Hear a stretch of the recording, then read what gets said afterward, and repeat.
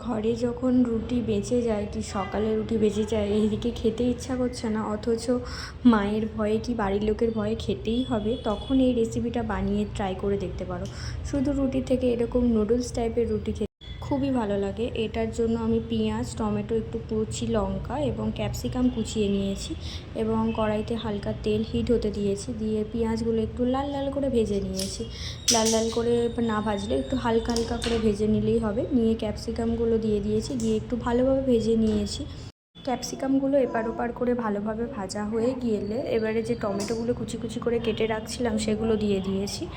দিয়ে এপার ওপার করে এটাও ভালোভাবে নেড়ে চেড়ে একটু একটু ভেজে নেবো। হালকা হালকা করে এগুলো ভেজে নেবো, এগুলো পুরোপুরি একদম ফ্রাই না করলেই ভালো। একটু কাঁচা লঙ্কা দিয়ে দিয়েছি।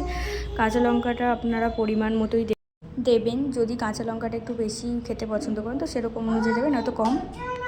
একে একে মশলাগুলো দিয়ে দেবো। নুন, লঙ্কার গুঁড়ো, জিরে গুঁড়ো দিয়ে দেবো। হলুদটা এখানে দেবো না একদমই। লঙ্কার গুঁড়োটা অপশনাল, দিতেও পারেন না দিতে পারেন, যেহেতু আগে কাঁচা লঙ্কা দেওয়া হয়েছে। এগুলো একটু ভালোভাবে নিয়ে ভেজে নিতে হবে। নিয়ে আগে থেকে যে রুটিগুলো পিস পিস করে কেটে রাখছিলাম সেগুলো এর ওপরে দিয়ে দেবো। দিয়ে এগুলো একটু নাড়াচাড়া করে লাল লাল করে ভেজে নেব। ভেজে নিলেই তৈরি। এটা খুবই টেস্ট, খেতে ভালো লাগে।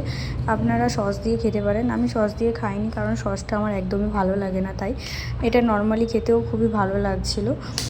এই রুটি দিয়ে বানানো নুডলসটা এটা খুবই টেস্টি। আজকের পর্যন্তই রেসিপিটা।